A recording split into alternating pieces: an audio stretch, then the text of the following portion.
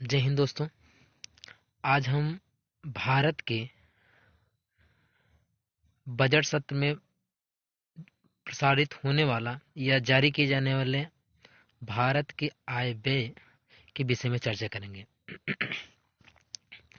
जिसमें हम प्रमुख रूप से देखेंगे भारत के बजट में क्या क्या विशेषताएं दी गई हैं, क्या क्या सुविधाएं भारत के लोगों के लिए प्रदान किया गया है।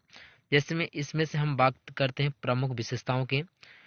अभी आप जानते हैं कि भारत की स्वतंत्रता का 75वां अमृत वर्ष मनाया जा रहा है और इसी अमृतकाल का लक्ष्य के ध्यान देखेंगे तो विकास एवं समग्र समावेशी कल्याण पर ध्यान दिया गया का केंद्रण किया गया है।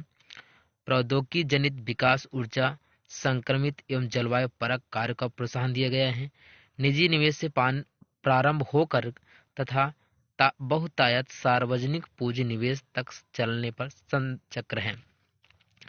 भारत के बजट में या भारतीय बजट में 4 चीजों पर प्राथमिकताएं दी गई हैं: पीएम गति शक्ति, समावेशी विकास, उत्पादकता संवर्धन और निवेश, उदीयमान अवसर, ऊर्जा संक्रमित और जलवायु पूरक कार्य, निवेश तथा वित्त पोषण।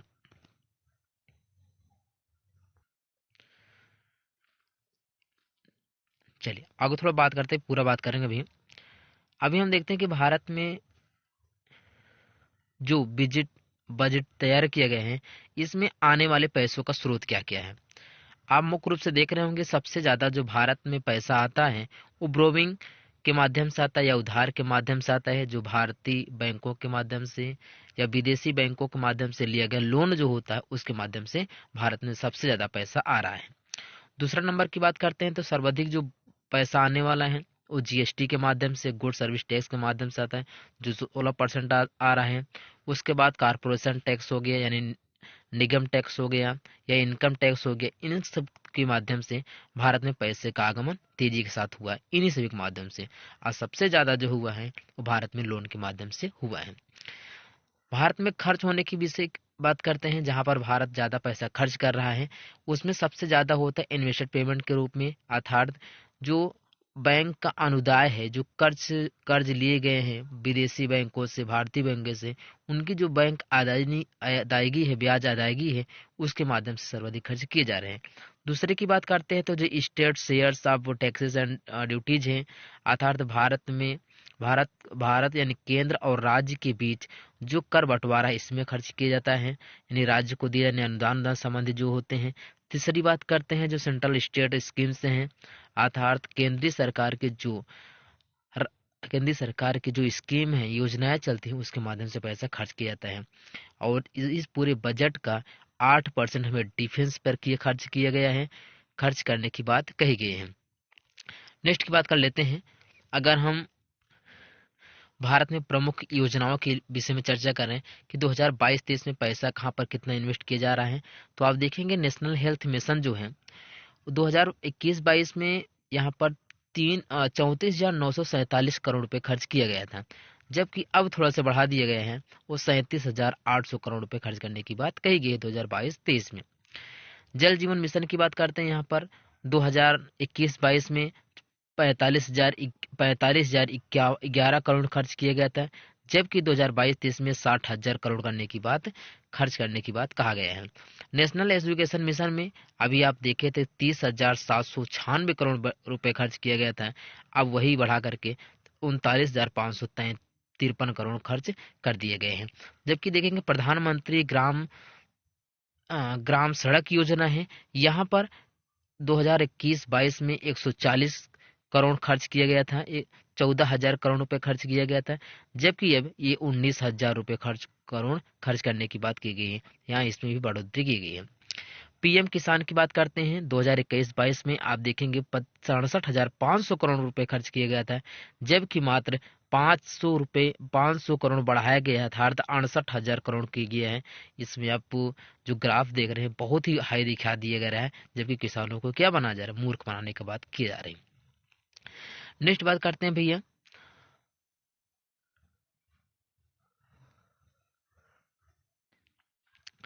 आत्मनिर्भर भारत योजना। इसके तहत 5,000 रुपए करोड़ करोड़ खर्च किए गए 2021-22 में, जबकि 2022-23 में खर्च करने के बाद 64,000 करोड़ रुपए खर्च करने की बात कही गई है। वहीं प्रधानमंत्री सहायता स्वराज योजना जो है, इसमें 2021-22 में 74,000 रुपये करोड़ खर्च करने की बात, 74,700 यानी 7,400 करोड़ रुपए खर्च करने की बात कही गई थी, जबकि अभी 2022-23 में 10,000 रुपये करोड़ खर्च करने की बात कही गई है। अब आप ध्यान देंगे बजट में कितना किसको पैसा मिले, लेकिन मिनिस्ट्री ऑफ कम्युनिकेशन को लगभग कितना पैसा मिले, ministry of chemicals and filtration कितना पैसा मिला है, ये भी इस पैसे को मिलने की कोई ज़रूरत नहीं है याद रखने की। जबकि हम बात करते हैं जो योजनाएं दी गई हैं जो हमारे लिए सबसे महत्वपूर्ण है। आईटीआर में गड़बड़ी होने पर 2 वर्ष तक सुधार किया जा सकेगा। सरकारी कर्मचारी की पेंशन में टैक्स छूट है। कारपेक्टर सरचार्ज को 12% से घटाकर 7% कर दिया गया है। लॉन्ग टर्म कैपिटल गेन जो है उसमें 15% का टैक्स लगेगा, अभी जो तक नहीं लगता था। नेक्स्ट की बात करते हैं भैया हम इसी में कि इलेक्ट्रॉनिक्स पर लगने वाला टैक्स में छूट थोड़ा सा मिली है। और दूसरा बात करते हैं रत्न और आभूषण पर कस्टम ड्यूटी घटा करके 5% कर दी गई है, ये भी बहुत इंपॉर्टेंट है। नेक्स्ट देखिए किसानों के एमएसपी का भुगतान सीधे किसानों के खाते में होंगे, ये बात अभी बार कही गई बजट में। जैविक खेती के लिए गंगा नदी के किनारे के 5 किलोमीटर क्षेत्र में आने भूमि का प्रयोग किया जाएगा। नेक्स्ट की बात करते हैं तकनीक की इस्तेमाल खेती में किया जाएगा। किसान ड्रोन का इस्तेमाल होगा। इससे फसल मूल्यांकन, भूमि अभिलेखन, कीटनाशकों का छिड़काव करने का काम किया जाएगा। ड्रोन के माध्यम से समझने कब किसानों के खेत में छिड़काव किया जाएगा ड्रोन के माध्यम से। राज्य के कृषि विश्वविद्यालयों के सिलेबस को भी संशोधित करते हुए वर्तमान कृषि आवश्यकताओं के अनुकूल बनाया जाएगा। कहने का मतलब syllabus of state agriculture universities will also be received and the made absolute in the current agriculture notes बात कही गई है। 2022-23 में 3.8 करोड़ घरों में जल नल से पानी पहुंचाने के लिए 60,000 करोड़ रुपए आवंटित किए गए हैं। आप ध्यान दें, बहुत इंपॉर्टेंट फैक्ट है कि 2022-23 में 3.8 करोड़ घरों में नल से पानी पहुंचाने की व्यवस्था की, जिसके लिए 60,000 करोड़ के रुपए आवंटित किए गए हैं। इसे बात करते हैं आधारभूत संरचना के विकास के लिए बजट में 35% आवंटन की वृद्धि है। कहने का मतलब 35 increase in the allowance in the budget of the infrastructure development. 35% खर्च करने की बात कही गई आपको, जो फीस कहाँ पर आधारभूत संरचना में, इंफ्रास्ट्रक्चर डेवलपमेंट में। जबकि 2022-23 में प्रधानमंत्री आवास योजना के तहत 80 लाख नए आवास बनाने की घोषणा है। कितना भैया? 80 लाख नए आवास बनाने की घोषणा है। इस हेतु 48,000 करोड़ रुपए को बजटीय आवंटन दिया गया है। नेक्स्ट बात करते हैं एमएसपी सेक्टर में अगले 5 वर्षों में 60 लाख नए रोजगार के अवसरों का सृजन हेतु 6,000 करोड़ रुपए का बजटीय आवंटन है। तो बहुत कम ही बात कर लेते हैं। एमएसपी सेक्टर में अगले 5 वर्षों के लिए मात्र 60 लाख रोजगार का बात की, जो हो या पूरा नहीं इसको जरूर गारंटी नहीं देता है। अब नेक्स्ट बात कर लेते हैं इसमें हम कि नई पीढ़ी की 400 वंदे भारत रेलवे के संचालन की घोषणा की गई, अर्थात अब 400 वंदे भारत रेलवे चलाने की बात की गई है। साथ ही अगले 3 वर्षों में 100 पीएम गति शक्ति कार्गो टर्मिनल के विकसित करने की घोषणा है। कितनी भैया? 100 पीएम गति शक्ति कार्गो टर्मिनल के विकसित करने की बात कही गई है। ई वाहनों को प्रोत्साहित करने के लिए बैटरी अदला बदली नीति लाने की घोषणा, क्योंकि वर्तमान में भारत में चार्जिंग स्टेशनों की भारी कमी, अतः इस कमी को भी शीघ्र पूरा करने की रणनीति को विकसित किया जा रहा है, की जाएगी। नागरिकों को सुविधाएं बढ़ाने के लिए वर्ष 2022-23 में ई पासपोर्ट जारी किया जाएगा, यानी जाने की घोषणा है। ध्यान देना भी, नागरिकों को सुविधाएं बढ़ाने के लिए 2022-23 में ई पासपोर्ट जारी करने की घोषणा की गई है। और इसी के तहत वर्ष 2022-23 में भारतीय रिजर्व बैंक द्वारा डिजिटल रुपये यानी करेंसी लॉन्च करने की घोषणा, जिसमें ब्लॉकचेन तकनीक का प्रयोग किया जाएगा। तो वर्ष 2022-23 में भारतीय रिजर्व बैंक अब डिजिटल रुपया करेंसी लॉन्च करने की बात कही है। उसके साथ साथ क्रिप्टो करेंसी से होने वाले आय पर 30% टैक्स लगाने की घोषणा की गई, अर्थात जो डिजिटल आयकर होता है यानी announcement to impose 30% tax on the income from the cryptocurrency, यानी जो हमारा ऑनलाइन की जो हमारा क्रिप्टो करेंसी के माध्यम से होता है, यानी कि जो ऑनलाइन होता है।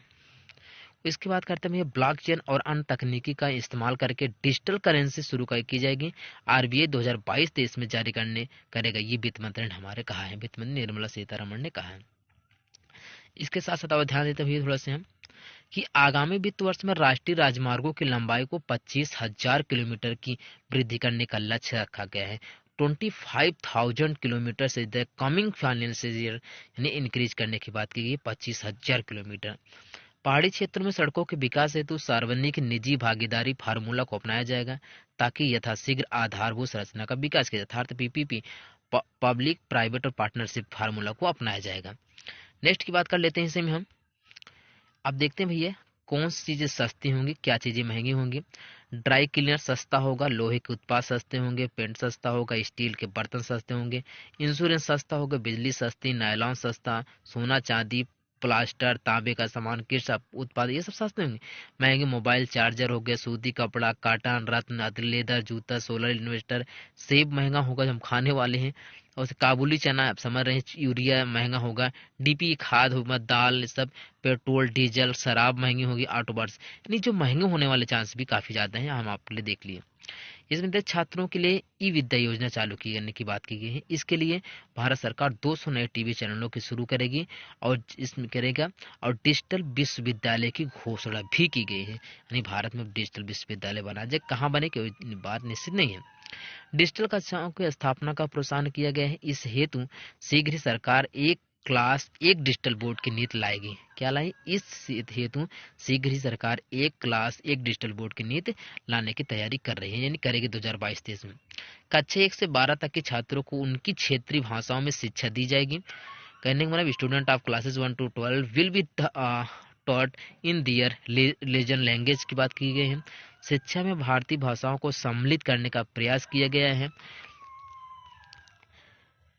एनिमेशन, विजुअल इफेक्ट्स, गेमिंग और कॉमिक्स एबीजीएस सेक्टर में युवाओं को रोजगार देने की अपार संभावनाएं हैं। सभी हितधारकों के साथ एक एवीजीएस प्रोसेस टास्क फोर्स का गठन किया जाएगा। ये वित्त मंत्री निर्मला सीतारमण ने बात कही है। पूर्वोत्तर क्षेत्र के विकास के लिए 1500 करोड़ रुपए का आवंटन किया गया है। जो 1500 रुपए की कहाँ करेंगे भैया? पूर्वोत्तर क्षेत्र के विकास के नॉर्थ ईस्ट काउंसिल के माध्यम से योजनाओं की चलाई जाएंगी। जो पूर्वोत्तर में 7 सिस्टर कंट्रीज हैं, इनके विषय में बात की गई है। नेक्स्ट बात करते हैं भैया हम, यानी मेंटल हेल्थ काउंसिल के लिए सरकार राष्ट्रीय स्तर पर टेली मेंटल हेल्थ कार्यक्रम की शुरुआत करेगी। मेंटल हेल्थ हमारे जो इस प्रोग्राम के लिए आईआईटी बेंगलुरु की मदद ली जाएगी। नेशनल डिजिटल हेल्थ इकोसिस्टम के लिए प्लेटफॉर्म की शुरुआत होगी। इसके साथ साथ भारत में और क्या व्यवस्था की है? इस मंत्रालयों द्वारा खरीद के लिए पूर्ण रूप से कागज रहित बिल व्यवस्था शुरू की जाएगी। और सुरक्षा और क्षमता बढ़ाने को लेकर के 2000 किलोमीटर रेल नेटवर्क को स्वदेशी प्रौद्योगिकी कवच के अंतर्गत लाया जाएगा, यानी अब 2000 किलोमीटर बनाएगी सड़क। सार्वजनिक निवेश को बने रहना जरूरत है। फिलहाल ग्रीन बॉन्ड का जरिए पैसा जुटाया जाए। ग्रीन बॉन्ड जारी करेगी सरकार, जिसके माध्यम से पैसा जुटाएगी। सार्वजनिक निवेश के साथ निजी निवेश को प्रेरित करने की सरकार की योजना है, यानी सार्वजनिक निवेश के साथ निजी निवेश को प्रेरित करने की सरकार की योजना बनाई जा रही है। उसके साथ साथ एआई तकनीक, ड्रोन तकनीक और सेमीकंडक्टर्स में संभावनाओं को बढ़ावा देगी सरकार। रक्षा क्षेत्र में आत्मनिर्भर भारत को बढ़ावा दिया जाएगा। बजट में सशस्त्र बलों के लिए उपकरणों में आत्मनिर्भर भारत को प्रोत्साहन देने के लिए सरकार की प्रतिबद्धता है। रक्षा क्षेत्र के लिए आवंटित बजटीय राशि का लगभग 68% घरेलू खरीद के लिए खर्च किए जाने की रणनीति पर विचार करेगी सरकार। उसके साथ रक्षा क्षेत्र में अनुसंधान और विकास बजट के 25% के साथ इसे उद्योग, स्टार्टअप्स और शिक्षा जगत के लिए खोला जाएगा। नेक्स्ट बात करते हैं आज का जो प्रश्न हमारा है, आप देखेंगे इस प्रश्न को हल करेंगे। ये पूरा प्रश्न है कि बजट के संदर्भ में निम्नलिखित कथनों पर विचार कीजिए। भारतीय संविधान के अनुच्छेद 112 अनुसार केंद्रीय सरकार समस्त देश के वित्तीय विवरण तैयार करती है। भारत सरकार के लिए प्रतिवर्ष, इसमें से आप इसको प्रश्न देख लीजिए, उसका अंतर दीजिएगा। नेक्स्ट हमारा जो प्रश्न आज का है ये वाला है, निम्नलिखित कथनों पर विचार करना है। ये देखिए, दूसरा देख के बात करते भैया हम। एक हमारा प्रश्न ये है, बजटीय सरकार, ये हमारे पास 3 क्वेश्चन हैं, 3-4 क्वेश्चन जो हैं, इन्हीं का आपको आंसर देना है। इसके साथ साथ आप इस चैनल को भी सब्सक्राइब कर लीजिए। सब्सक्राइब करने बेल आइकन को दबाएं, जो कि ये थोड़ा प्रश्न गलत है, आप इसको थोड़ा ध्यान दीजिएगा। दबाएंगे तो हमारी जितनी भी ऑनलाइन क्लासेस आपको इसी पे उपलब्ध होती जाएंगी। जय हिंद दोस्तों, चैनल को जरूर